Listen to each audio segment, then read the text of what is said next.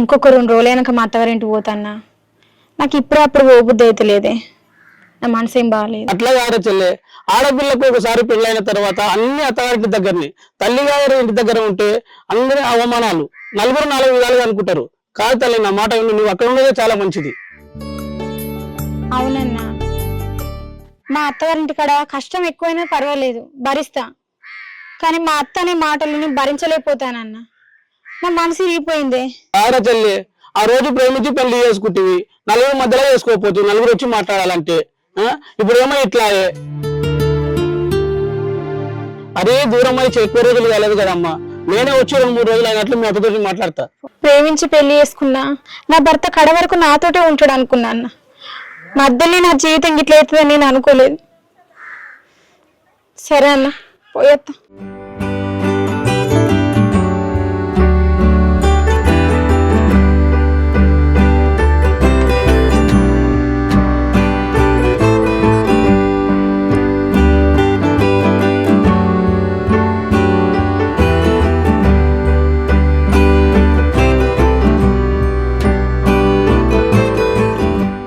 అమ్మా శ్రీలత, ఇప్పుడేనా రావడము?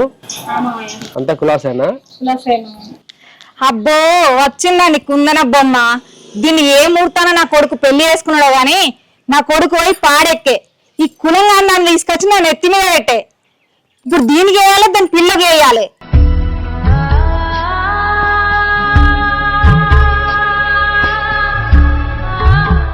గదేం మాటలే గట్ల మాట్లాడతావు? మన కొడుకు ఎలాగో పోయిండు, ఉన్నాయమనే మన కొడుకు అనుకుందాం. అబ్బో సాల్తీ, బాగానే మాట్లాడుతున్నావు గాని చెట్టు అంతా కొడుకుని ఓటుకుంటే ఆ బాధ ఎట్లుంటుందో నాకు తెలుసు. జీవితాంతం కలిసి మెలిసి తోడు నీడగా ఉంటానే నా భర్త చనిపోతే, అది ఇలాంటి సమయంలో ఆయన లేకపోతే నా పరిస్థితి ఎలా ఉంటుందో మీరే అర్థం చేసుకోండి. అబ్బో నీ పరిస్థితి వినుకుంటా కూర్చుంటే బాగానే ఉంటది. అప్పుడు చెప్పిన వానికి నేను వేసుకోవద్దు అని ఇన్నడా? వినకుండా పోయి నేను వేసుకొచ్చుకునే ఆ జీవితం ఆగం చేసుకునే.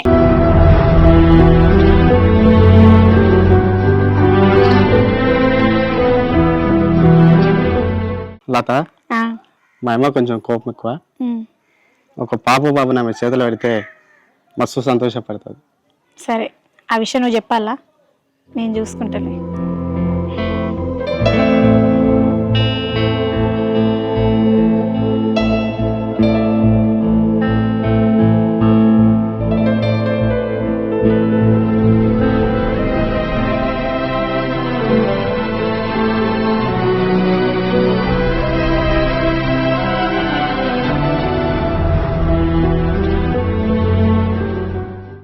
నీవు ఇంకా మారవే.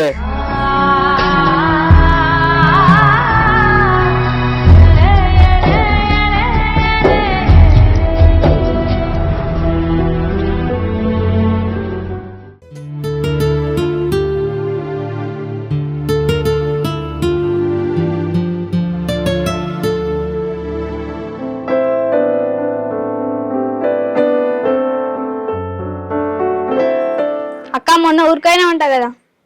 అవునరా, పోయినా. ఆశా వర్కరు బ్లడ్ రిపోర్ట్స్ ఇవ్వమన్నా, నీకు బ్లడ్ తక్కువ ఉందంట. డ్రై ఫ్రూట్స్ అన్ని మంచిగా తినమన్నా.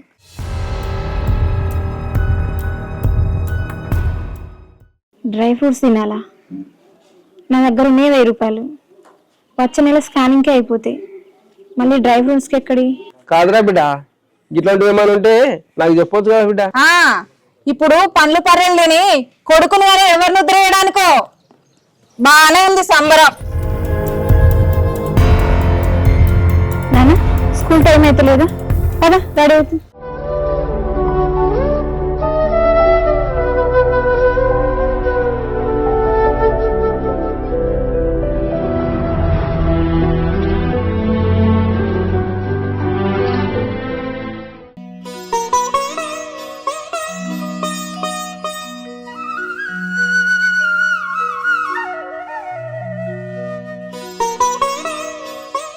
అమ్మా, ఇప్పుడు నీకు అవి తినాలనిపిస్తుంటది, నీకేమైనా కావాలంటే నన్ను అడుగు. నీకు ఒక తండ్రిలాగా అనుకొని నన్ను అడుగమ్మా.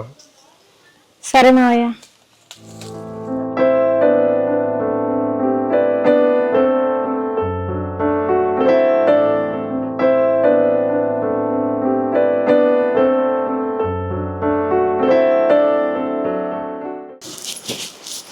నాన్నమ్మ నేను స్కూల్కి వస్తున్నా 5 రూపాయలు ఇవ్వ.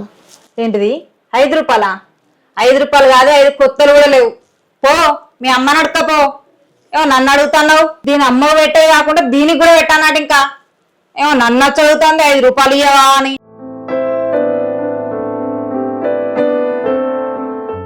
అమ్మ నేను స్కూల్కి వస్తున్నా 5 రూపాయలు ఇవ్వ. 5 రూపాయలా?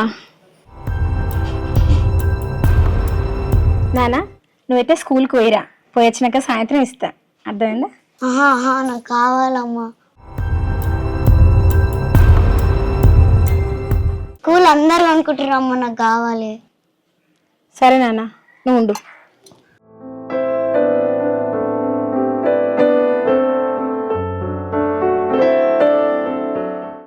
ఇదిగో నాన్న, ఇందులోకి వెళ్ళి ఒకటి తీసుకో.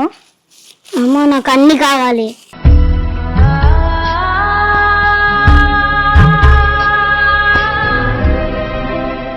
అమ్మా ఎక్కడో పండు పొలాలు బాగా తెచ్చుకొని నిమ్మ ఉసం తింటాంది, ఇంకేం తినట్టు యాక్టింగ్ చేస్తాంది. అదేం లేదు అత్తమ్మా, ఇంతకుముందే మామయ్య తీసుకొచ్చి ఇచ్చిండు. తెచ్చిచ్చిందిలే.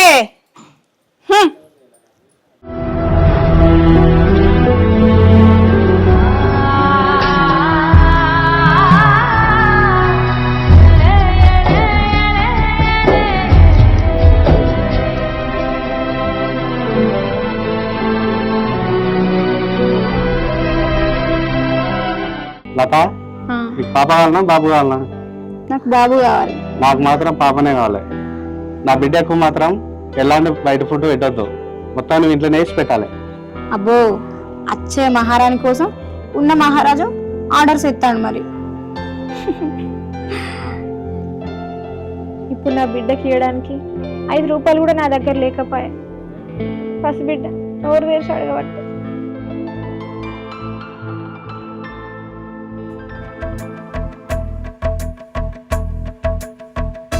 ఇగో నేను ఈ మిషన్ దాకా పోయేస్తా, జర ఇల్లు చూసుకుంటుండు. సరే అత్తమ్మా.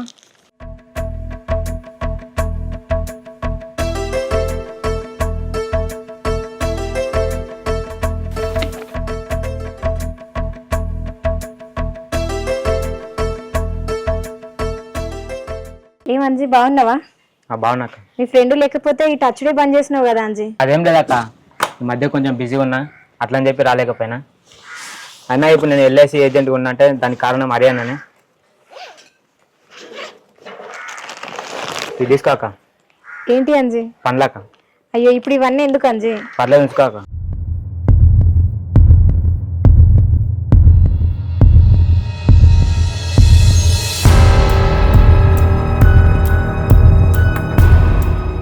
పండ్లు ఎవరు తెచ్చిస్తారా అనుకున్నా, గిరా అని భాగవతం మంచిగానే ఉన్నది కథ. ఆహా, ఎప్పంచి నడుతుంది ఇది అంతా? అదంతా ఏం లేదు అత్తమ్మా. ఆ అంజీ హరి ఫ్రెండు, మా పెళ్లిగా ముందు నుంచే వాళ్ళిద్దరు కలిసి తిరిగేటోళ్ళు.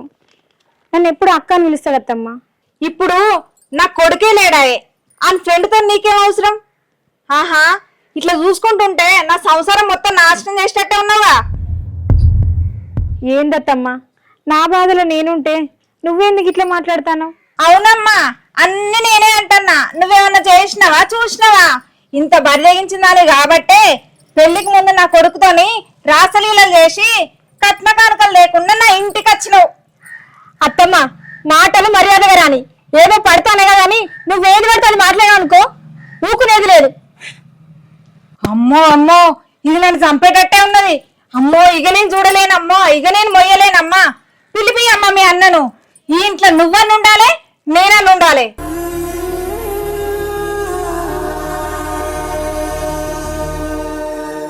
ఏమైందే అట్లా మొత్తుకుంటున్నావు? నీ కోడల్ని వెనకేసుకొస్తావు కదా, ఇప్పుడు అది ఏం చేసిందో తెలుసా? ఏహే ఆబో, ఆ బుజ్జి ఉత్తి మంచి కూడా కాకపోయా, ఎప్పుడు ఒకటే మొత్తుకుంటుంటావు.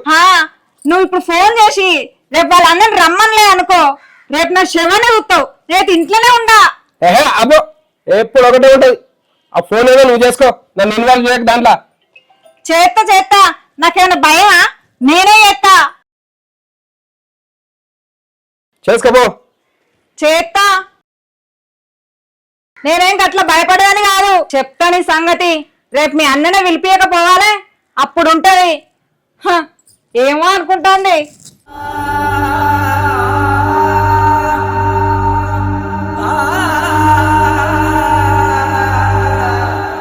పసి పువ్వును నలిపెను కసి పాదం, చిరువాశకు పులివెను మసి పాపం. తొలి వెలుగును కసిరే నిసిరాత్రే, ఒక భవితను నరికెను ఎరేసి గతాన్ని. వెలుపు తలుపులు తెరవని వ్యధ, పిలుపులను విని కరగని అరణ్యానివే.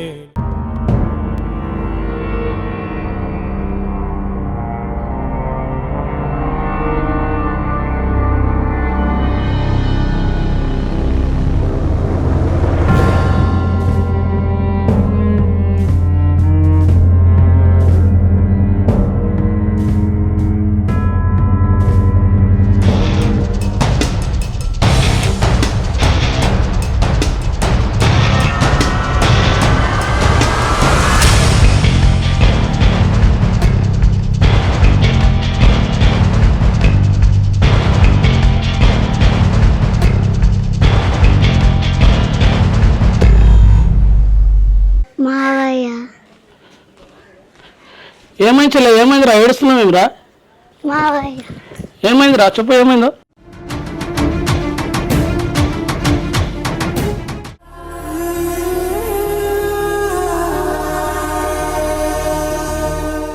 మీ చెల్లెను పెంచితే మంచిగా పెంచాలి, ఎట్లా పడితే అట్లా పెంచి నా ఇంటి మీద వదిలిపెట్టారు మీరు.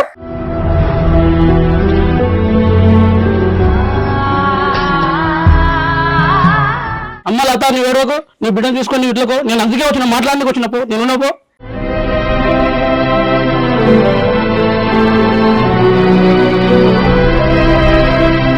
ఇప్పుడు కాళ్ళు పట్టుకొని లాభం లేదు, అదేదో ముందే ఉండాలి. సరే అల్లుడు, మీరు మాట్లాడుకోండి, నేను పొలం కాడికి వస్తా. ఆవు మామ ఆవు, నేను చెప్పేది నీ కూడా నెలకి రావు. ఏందయ్యా నువ్వు చెప్పేది మేము వినేది? ఆ చెల్లెని చాలా ఇబ్బంది పెట్టింది మీరు.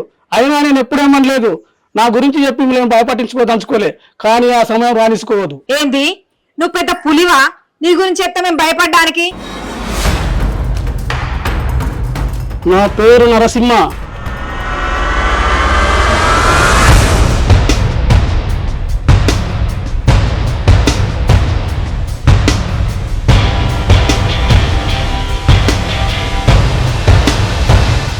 కానీ నాకు ఇంకో పేరుంది, అదే గణపతి, పాలమూరు గణపతి.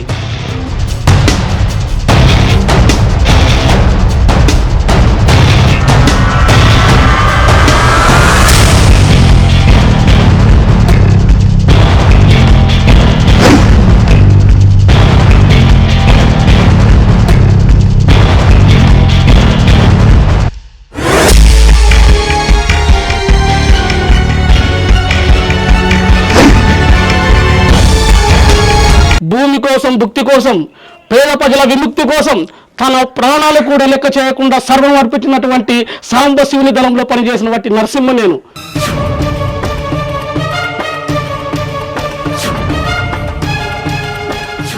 నాకు ఇంకొక పేరుంది, అదే అలియాస్ పాలమూరు గణపతి.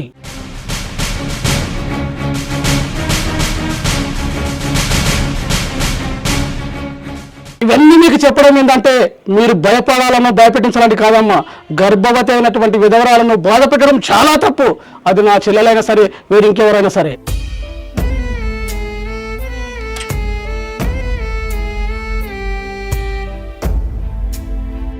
ఎందుకమ్మా ఇలా చేయడము? నీ చనిపోయిన కొడుకు తిరిగి ఎలాగూ రాడు. ఆ బుజ్జి గర్భవతితో ఉంది. పుట్టబోయే బిడ్డలో నీ కొడుకును చూసుకుంటే మంచిగా ఉంటది కదా. అంత దూరం నేను ఆలోచించలేదయ్యా. గర్భంతో ఉన్న ఆడవిల్ల అక్రమ సంబంధం ఎలా పెట్టుకుంటుందమ్మా? అలాంటి ఆలోచన ఎట్లొచ్చింది మీకు? అల్లుడు గారు, ఆడల గురించి నీకు తెలిసిందే కదా. నీ చెల్లెలి జీవితము మా బాధ్యత. మామ, ఇంత తొందరగా అర్థం చేసుకున్నందుకు ధన్యవాదాలు. శ్రీలత, శ్రీలత రామ్మ. ఇన్ని రోజులు నిన్ను తప్పుగా అర్థం చేసుకున్నందుకు మమ్మల్ని క్షమించమ్మా.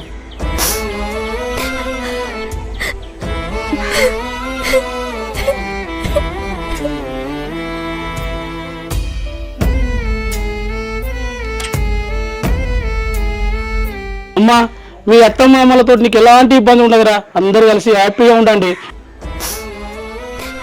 అన్నయ్య, నీకు చెప్పకుండా ప్రేమ పెళ్లి చేసుకున్నందుకే నువ్వు కోపంగా ఉన్నావు అనుకున్నా. అందుకే నేను పుట్టింటికి రానివ్వట్లేదు అనుకున్నా. అన్నయ్య, నన్ను క్షమించన్నయ్య. పిచ్చిదానా, ఇన్ని మాటలు మనసులో ఉన్నాయరా నీకు? అలాంటివి ఏం మనసులో పెట్టుకోకు. సరే నేను వెళ్ళేస్తాను మరి.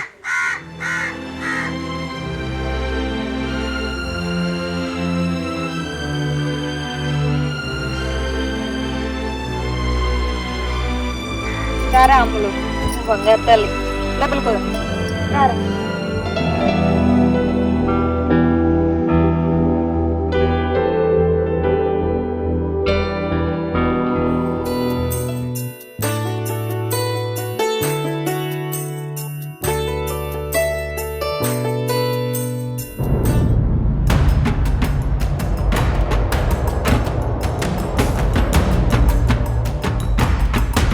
ఓ సప్నమా జర బయటికి వెళ్ళకపోతే.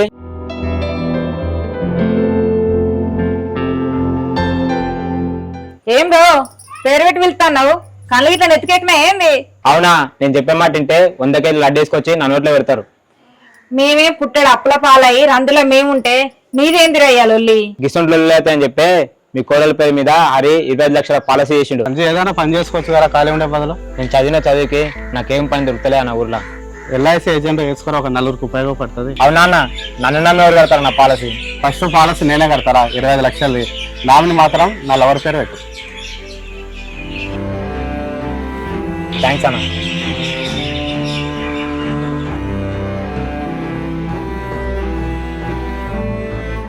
అవి వారం రోజుల్లో రాబోతున్నాయి.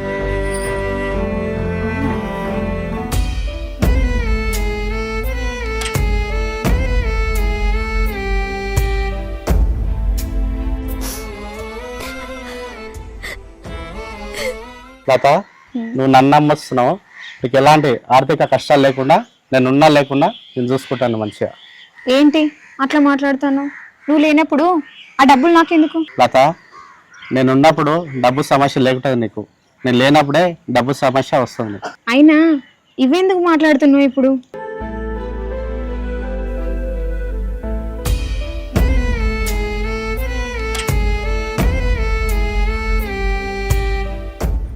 అక్క, శ్రీలత అక్క,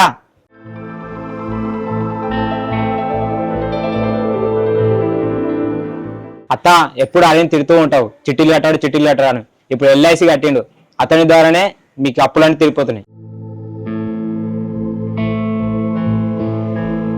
వాడు చనిపోయి మరీ మిమ్మల్ని బతికిస్తున్నాడు అత్త.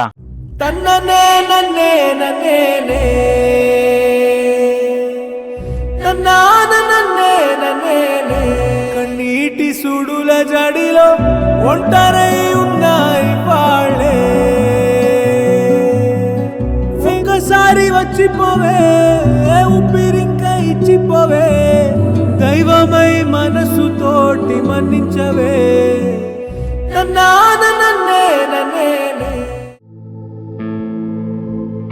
అత్త మీకు ఎలాంటి కష్టాలు ఉండవు, ఎలాంటి భారాలు ఉండవు ఈ ఎల్ఐసి చేసినందుకు.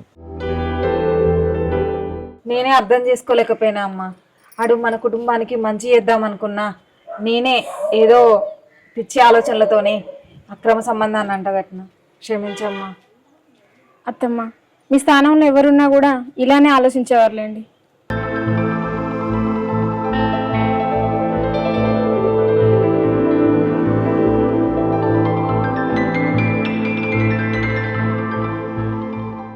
డబ్బున్న ప్రేమ పవిత్రమైనదైతే డబ్బు లేని ప్రేమ సంస్కారం తప్పింది. ఏంటో ఈ సమాజం డబ్బున్న వాళ్ళకే పెద్దపీట.